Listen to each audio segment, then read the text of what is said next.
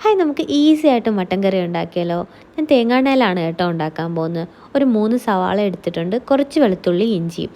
അത് നമ്മളിപ്പോൾ തീയിൽ തന്നെ സ്ലോ കുക്ക് ചെയ്തെടുക്കാനാണ് പോകുന്നത്. കുക്കറിലല്ല വെക്കുന്നത്, നോർമലായിട്ട് തീയിലാണ് വെക്കുന്നത്. അപ്പോൾ ചെറിയൊരു പാനിൽ വളരെ കുറച്ചേ ഉള്ളൂ, ഒരു 1/2 kg മട്ടനാണ് വെക്കാൻ പോകുന്നത്. അതും വളരെ എളുപ്പത്തിൽ ഒത്തിരി മസാല ഒന്നും ഇല്ലാതെ നമുക്ക് ഭയങ്കര ടേസ്റ്റി ആയിട്ട് കഴിക്കാൻ പറ്റുന്ന രീതിയിലാണ് കേട്ടോ ചെയ്യുന്നത്. ഇതിൽ എൻ്റെ ഗ്രാൻഡ്മ പറഞ്ഞ ഒരു ചെറിയ ടിപ്പും കൂടെ ഞാൻ പറഞ്ഞുതരാം.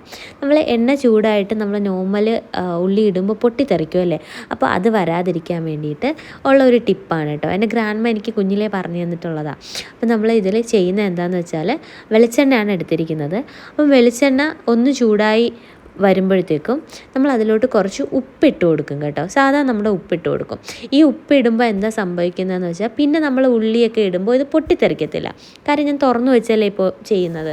അതുപോലെ ഫോൺ അടുത്തുണ്ട്, നമ്മൾ വീഡിയോ എടുക്കുന്നുണ്ട്, ഞാനിപ്പോൾ അങ്ങനെ ചെയ്യുന്നുണ്ട് കേട്ടോ. അപ്പോൾ ഇങ്ങനെ ഉപ്പിടുമ്പോൾ നമ്മൾ ശ്രദ്ധിക്കേണ്ടത്, പിന്നെ കുക്കിങ്ങിന് നമ്മൾ സോൾട്ട് ഇടുന്നത് വളരെ കുറച്ച് ഇടണം, ടേസ്റ്റ് നോക്കി വേണം ഇടാൻ.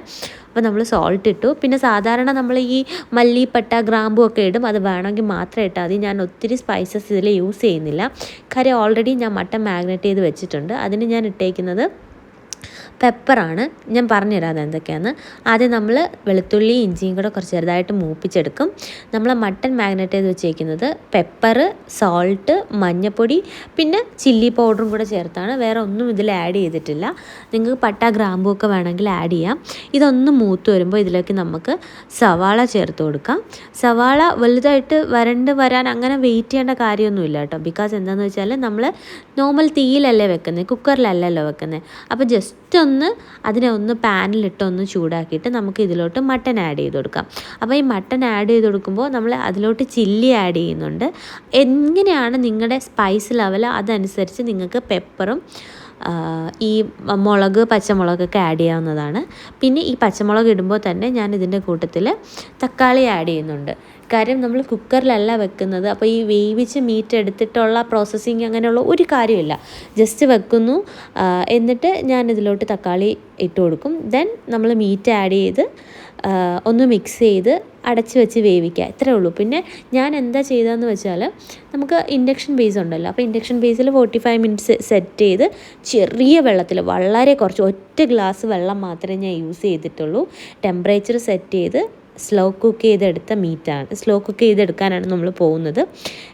ഇതിൻ്റെ ഫൈനൽ എന്ന് പറഞ്ഞാൽ ഭയങ്കര യമ്മിയാണ് കേട്ടോ.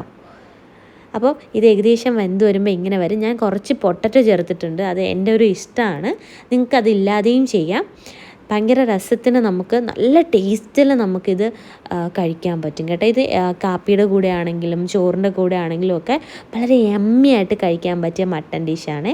എല്ലാവരും ഒന്ന് ട്രൈ ചെയ്ത് നോക്കണം കേട്ടോ. ഞാൻ ചോറിൻ്റെ കൂടെയാണ് കഴിക്കുന്നത്. ആൻഡ് പൊട്ടറ്റോ എൻ്റെ ഫേവറേറ്റ് ആണ്. അപ്പം ഞാൻ കുറച്ചിടും. കാര്യം കുറച്ച് ഹെൽത്ത് ബെനിഫിറ്റും കൂടെ ഉണ്ടല്ലോ. ഞാൻ അങ്ങനെ അല്ലാതെ കറിയിൽ പൊട്ടറ്റോ കഴിക്കാത്തത് കൊണ്ട്, സോ ഞാനിതിൽ കുറച്ച് ഇട്ടെന്നേ ഉള്ളൂ. പിന്നെ ഞാൻ ചോറിൻ്റെ കൂടെയാണ് കഴിക്കാൻ പോകുന്നത്.